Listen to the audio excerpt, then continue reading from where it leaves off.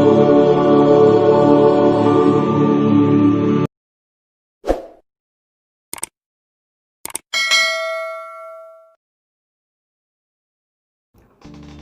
Padmashri YouTube channel के माध्यम से आपके पास हम कुछ बातें लेके आए हैं और ये बातें करने के पहले आप सबको मैं नमन करता हूँ, प्रणाम करता हूँ और आप सभी का धन्यवाद करता हूँ। ये हमारा एक आगे का एपिसोड है। हमारे आगे के एपिसोड में आपने कुछ बातें सुनी होगी जो आपको अवश्य पसंद आई होगी और आपने उसको भी लाइक, शेयर और सब्सक्राइब किया होगा और मैं उम्मीद रखता हूँ कि हमारी ये वैज्ञानिक सत्य और तथ्यों वाली जो बात है, साइंटिफिकली एंड प्रैक्टिकली प्रूवन, वो ज़्यादा से ज़्यादा लोगों तक पहुँचे। ऐसा एक सत्कर्म करने के लिए आप भी इसे लाइक, शेयर और सब्सक्राइब अवश्य करेंगे। तो आइए हम आगे चलते हैं हमारी सीरीज़ में। हमारे इंट्रोडक्शन पहले एपिसोड में हमने आपको बताया था ऊर्जा के बारे में और हमारे एक यूनिवर्सल स्लोगन है कि universe is made of energy and life is play of energy. ये मैंने पहले एपिसोड में बताया था। हर एपिसोड में मैं आज को रिपीट भी करके बताऊंगा क्योंकि ये सनातन सत्य है, यूनिवर्सल फैक्ट है, उसको कोई अस्वीकार नहीं कर सकते हैं। तो अभी जैसे हम फिजिक्स में पढ़े हैं, potential energy, kinetic energy, dynamic energy, ये सारे ऊर्जा के कई प्रकार हम फिजिक्स में पढ़े हैं। लेकिन मानव जीवन के भीतर हमें जो आगे हमने बताया था सुख, शांति, समृद्धि, सफलता और आनंद, तो उसके लिए हमें कौन सी ऊर्जा की जरूरत है? अच्छे कर्म, खुशियाँ, सुख, ये सभी चीज़ों के लिए हमें जरूरी है ब्रह्मांड की जो मंगलकारी, शुभकारी, कल्याणकारी चेतना शक्तियाँ हैं, उसे हमें एक्ट्यून होना है, उसे हमें पाना है, उसे हमें प्रोसेस करना है और उसे हमें भुगतना है। इसको हम ऐसे इन शॉर्ट कह सकते हैं negative energy and positive energy. कोई भी चीज़ का शुभ रिजल्ट पाने के लिए, शुभ परिणाम पाने के लिए, to get the best result, हमें जो ब्रह्मांड की सकारात्मक ऊर्जा है, उसकी जो फ्रीक्वेंसी है, उसे एट्यून करना पड़ता है, उसे एट्यून होना पड़ता है। उसके कई तरीके हैं, लेकिन ये ऊर्जा को पाने के लिए, प्रोसेस करने के लिए, रिसीव करने के लिए और उसको ट्रांसमिट करने के लिए हमारे पास एक माध्यम है, मन। हमारा जो शरीर हमें जो दिखता है उसे हम अन्नमय कोश बोलते हैं। ये अन्नमय कोश के भीतर भी और शरीर है, जिसने ऋषि मुनियों ने कहा था, लोगों ने माना था और न्यू एज टेक्नोलॉजी में साइंटिस्टों ने भी उसको सिद्ध करके बताया, प्रूव करके बताया है कि अन्नमय कोश के भीतर और भी शरीर है, जिसे योगी, ऋषि, मुनि, ध्यान करने वाले, हीलिंग करने वाले सभी मानते हैं, प्राणमय कोश और मनोमय कोश। उसके भीतर एक शरीर है जिसे हम बोलते हैं ज्ञानमय कोश, जिसे हम बोलते हैं ज्ञानमय कोश, और उसके भीतर आता है हमारा आनंदमय कोश, जिसे हम आत्मा बोलते हैं, जहाँ हमारा आत्मा विराजमान है।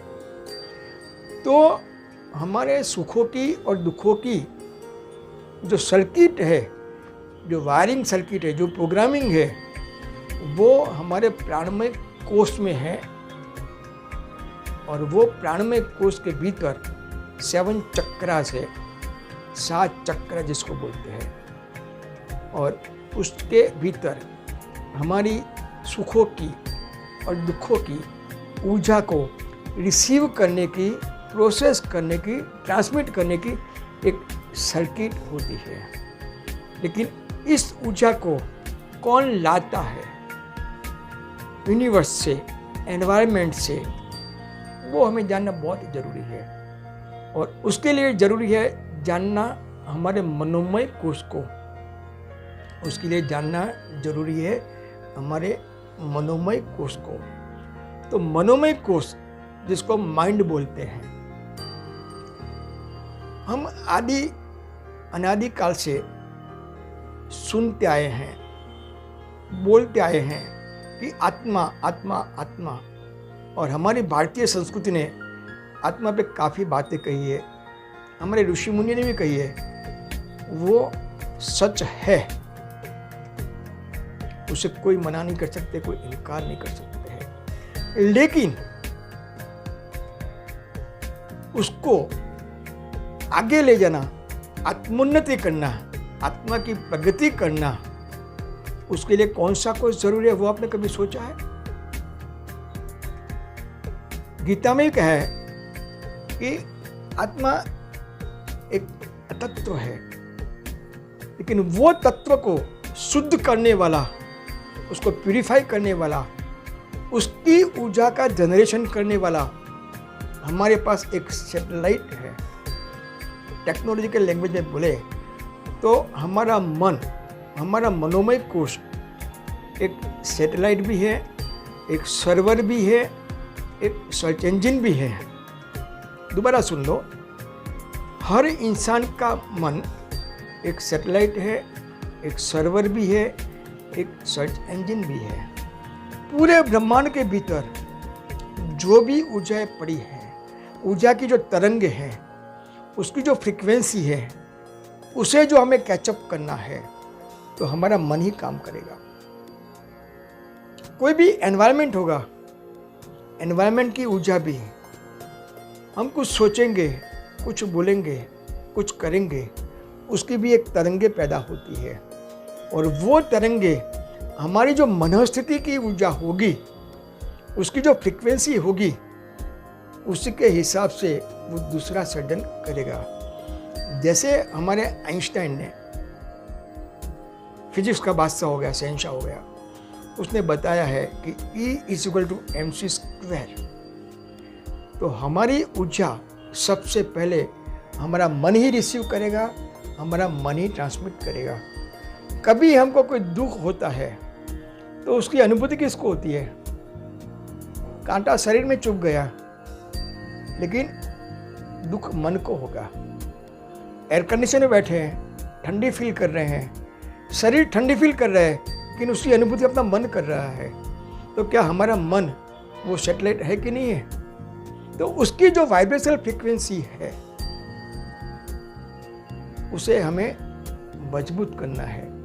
तुम्हारा कोई भी टीवी का चैनल होगा, उसका सैटेलाइट जो वीक होगा, तो वो तुम्हारे टीवी, उसका वाइब्रेशन कितना भी अच्छा टीवी होगा, उसका रिमोट का कितना भी अच्छा होगा, उसका सेटअप बॉक्स कितना भी अच्छा है, एनवायरनमेंट कितना भी अच्छा होगा, लेकिन जब उसका सैटेलाइट ही ठीक नहीं है, तो वो टीवी क्या करेगा? तो हार्मोनाइजिंग नहीं होगा। तो इस हिसाब से सैटेलाइट अच्छा होए तो टीवी भी अच्छा चाहिए।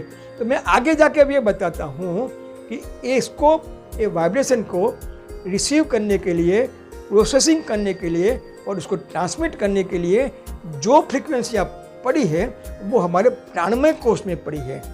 वो हमारे प्राणमय कोश में पड़ी है, छिपी हुई है, लेटेंट है। उसे हमें एट्यून करना है यूनिवर्सल फ्रीक्वेंसी से। दोबारा सुन लो, मनोमय कोश उसको अट्रैक्ट करेगा,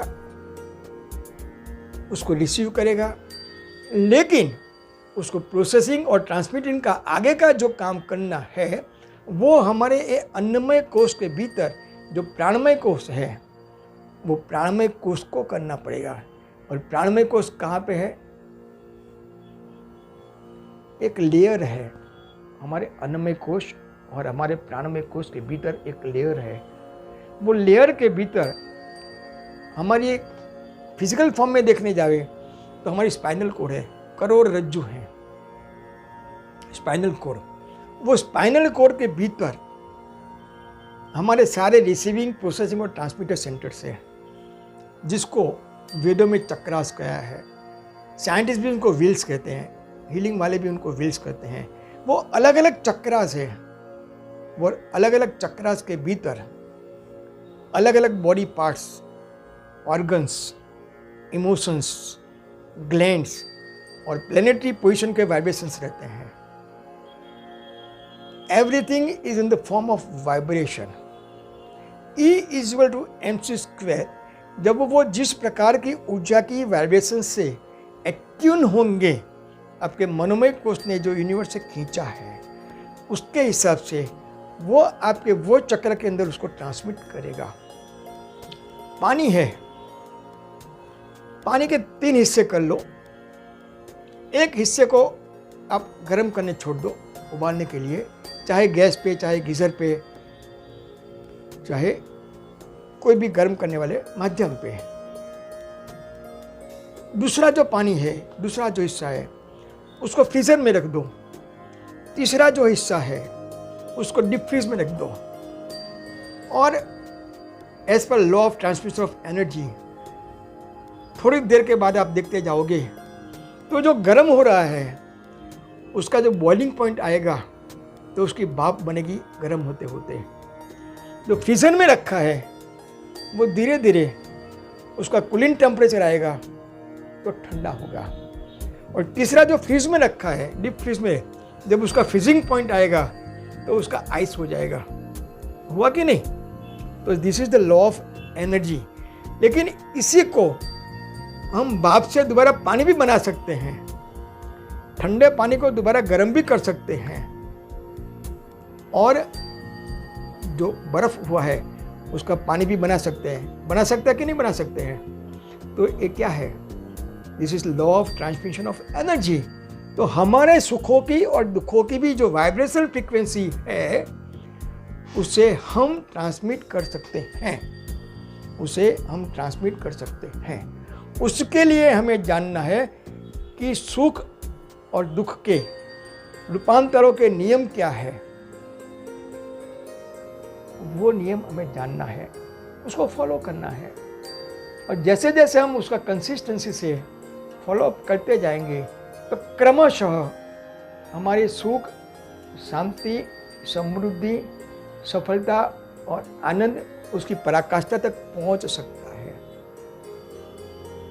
हमने जो पानी को गर्म करने का प्रयास नहीं किया होता, उसको फ्रीज में रखने का प्रयास नहीं किया होता, उसको डीप फ्रीज में रखने का प्रयास नहीं किया होता, तो वो नहीं होता। तो उसी तरह से ये सारी चीज़ों को पाने के लिए हमारे भीतर प्राणमय कोष के अंदर इनविजिबल, अभी ये भी समझ लो कि दिस इज इनविजिबल, हम हमारी 2 आँखों से, चर्म चक्षु से जो देख सकते हैं, स्किन से, एक चमड़ी से जो अनुभूति कर सकते हैं, उससे कई मिलियन एंड ट्रिलियन गुनी वाइब्रेशन फ्रीक्वेंसी स्पेस में है,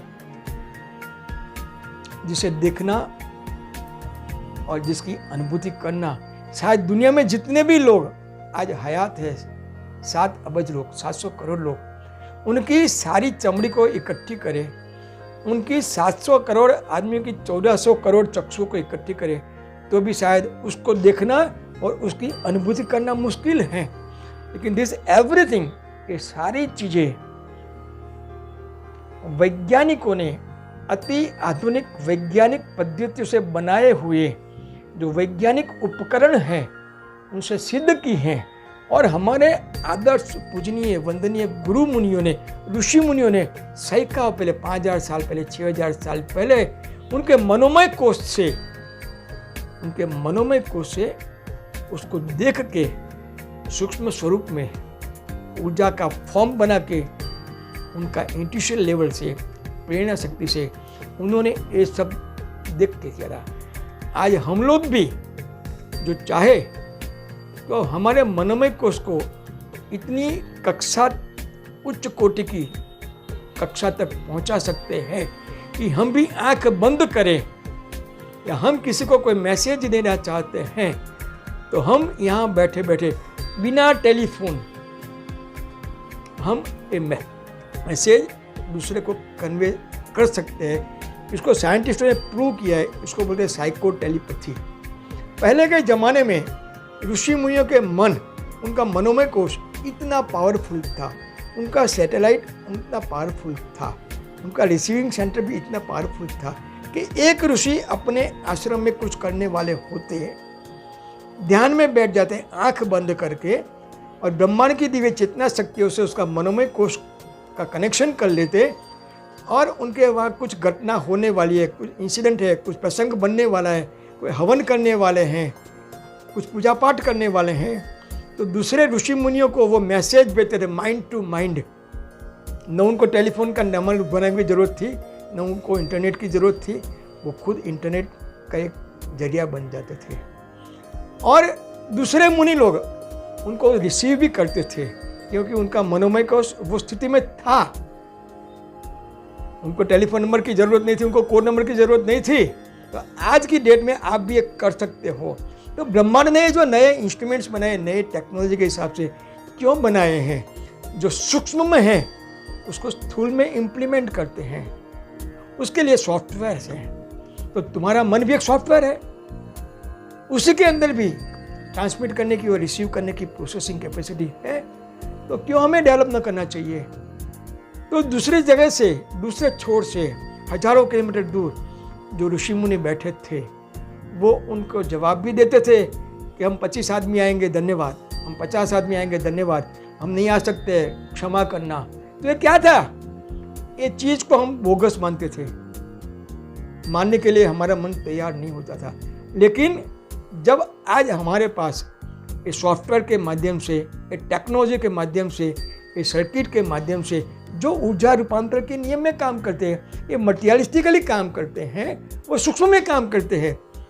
आपका जो माध्यम है टीवी, वो जब सैटेलाइट ने जो रिले किया है उसको वो खुद जब ट्रांसमिट करता है, तो क्या टीवी की बॉडी को मालूम है, टीवी की सर्किट बनाने वाले को मालूम है कि ये कैसे ये आवाज़ स्पीकर में जाएगा, वो उतना मालूम है, हमें भी मालूम है। लेकिन जो कनेक्शन है, उसने स्पीकर से जो कनेक्शन किया है, तो वो वाइब्रेशन कैसे ट्रांसमिट होता है उसको मालूम ही नहीं है ना। तो सूक्ष्म जगत कितना काम करता है वो हमें सोचना है। लेकिन हमारी सोच सिर्फ स्थूल तक ही सीमित हो जाती है, हमारी सोच सिर्फ स्थूल तक ही सीमित हो जाती है। हम भी सूक्ष्म में जाने का प्रयास करेंगे, अथाक प्रयास करेंगे, सतत प्रयास करेंगे, तो हो सकता है कि आपका मनोमय कोश इतना पावरफुल हो जाएगा कि आपका कोई चाहित परिचित व्यक्ति कुछ खुशियाँ भी मना रहा होगा, चाहे वो हजारों किलोमीटर आल्प्स के पर्वत पे होगा, या शिकागो में होगा, या रोम में होगा, तो शायद आपकी चर्म चक्षु तो नहीं देख सकेगी, लेकिन आपका मन चक्षु उसको देख सकेंगे। वो डांस करता होगा, वो खुशी खुशी खाना होगा, तो आपका मन चक्षु आपको नहीं दिखाएगा, हजारों किलोमीटर के फासले है। लेकिन आपने आपको मन को, उसकी जो वाइब्रेशन फ्रीक्वेंसी है वो वैसी आपने डेवलप की है, तो आप उसको देख सकते हो। और बाद में आपको ऐसा भी लगेगा कि उसको बोलूँगा तो नहीं मानेगा, तो आप मोबाइल उठाते हो, उसको फ़ोन करते हो कि भाई तू इधर है, ऐसा कर रहा है, तो शायद वो भी अचंभित हो जाएगा आपकी शक्तियों से। तो क्या आपको भी ऐसा प्रयोग करना है तो आप कर सकते हैं, इसमें कोई चमत्कार नहीं है। दुनिया में चमत्कार शब्द जो है वो सिर्फ लिखने के लिए अंदर ही है। दुनिया में कई शब्द ऐसे हैं जो वास्तविकता में होता नहीं है, that is only for the dictionary. दुनिया में चमत्कार जैसी कोई चीज न थी, न है, न होगी। जो चीज हमारी कल्पना शक्ति के बाहर है, हमारी सोच के बाहर है, हम उससे चमत्कार बोलते हैं। लेकिन एवरीथिंग हैपन्स, जो भी होता है अच्छा या बुरा, वो ईश्वर के बनाए हुए ऊर्जा रूपांतर के नियमों के अधीन ही होती है। You change the frequency of the energy and according to that it will happen. अब एक छोटा मिसाल आपको दूँ। हम एक ऐसे इलाके में जावे कि जिन्होंने कभी लाइट नहीं देखी है, कभी मोबाइल नहीं देखा है, आप वहाँ जाएंगे, आपके मोबाइल से आप टॉर्च की क्लिप को अप करके बैटरी चालू करेंगे, उजाला आएगा, प्रकाश आएगा, लाइट आएगी, तो उसको चमत्कार लगेगा कि नहीं लगेगा? क्योंकि उसका माइंड वहाँ तक डेवलप हुआ है ही नहीं। और आपका माइंड वहाँ तक डेवलप हुआ है कि जो ब्रह्मांड से उसकी दिव्य चेतना शक्ति की कृपा से बन गया है, उसको कैसे यूज़ करना, बनाने वाले को कैसे बनाना वो नॉलेज था, यूज़ करने वाले को यूज़ कैसे करना वो नॉलेज था। लेकिन उसके पास वो नॉलेज नहीं था, तो उसको वो चमत्कार लगेगा, उसको वो चमत्कार लगेगा। लेकिन क्या आप उसका चमत्कार बोलने के तैयार हैं? सोचिए, आप उसको चमत्कार बोलने के तैयार नहीं है। तो ये जो क्षमताएं पड़ी हैं वो आपके भीतर लेटेंट है, इनएक्टिवेट है। एक कोयले को मालूम होता है कि उसके भीतर कितना किलो कैपेसिटी फायर एफिशिएंसी है, कैलोरी है, नहीं जानता है। या तो उसको लेबोरेटरी में टेस्ट करेंगे, या तो जब उसको इग्नाइट करेंगे तब पता चलेगा कि इसमें इतना किलो कैलोरी कैपेसिटी है। तो हमारे पास कितनी पोटेंशियलिटी है वो तो जानो, वो तो जानने का प्रयास ही नहीं करते हैं। सुबह से शाम तक कैसे लिए? पैसे के लिए भागते हैं। लेकिन आखिर क्या मिलता है? शायद पैसा भी मिल गया तो आनंद तो नहीं मिलेगा, क्योंकि वो आनंद की फ्रीक्वेंसी को ट्रांसमिट करना है ना। और जब आनंद मिलेगा तभी संतोष मिलेगा। मुझे कई लोगों ने पूछा है कि काका जी आप आनंद की बात करते हो, संतोष की बात नहीं करते हो। लेकिन मैं दावे के साथ करता हूँ कि जब आपके पास असीम आनंद आ जाएगा तो संतोष आप आएगा। तो ये हमारे मन की जो पोटेंशियलिटी है उसके बारे में बात करते हैं, और उसके लिए कौन सा माध्यम है वो हम हमारे अगले एपिसोड में बात करते जाएंगे। उम्मीद रखता हूँ, आशा रखता हूँ कि हमारी ये यूनिवर्सल फैक्ट की बात आपके मन को भी छू गई होगी, आपके दिल को भी छू गई होगी, और आप भी सोचते हो इतनी सारी सच्ची अच्छी बातें क्यों दूसरों को शेयर न करें। एक भाव आपके दिल में भी पैदा हुआ होगा, और होना भी चाहिए, क्योंकि आप भी ब्रह्मांड का एक हिस्सा है। We all are part of the universe. हम सभी ब्रह्मांड के संतान हैं, और डायरेक्टली और इनडायरेक्टली हम ब्रह्मांड की कोई न कोई ऊर्जा से कहीं न कहीं कब जुड़े हुए थे, या कब जुड़े हुए हैं, या कब जुड़ेंगे। तो लेट अस बी वन। और हम जो एक अच्छी चीज़ जानने के लिए खुश है, उसको इस चैनल को लाइक करके, शेयर करके, सब्सक्राइब करके उसका भी एक पुण्य कमाओ, ऐसी आपसे प्रार्थना करता हूँ। और दोबारा मैं आपका धन्यवाद करता हूँ। ओम श्रीम ओम श्रीम ओम ओम ओम ओम शांति। ओम श्रीम ओम श्रीम ओम ओम ओम ओम शांति। धन्यवाद। ओम शांति।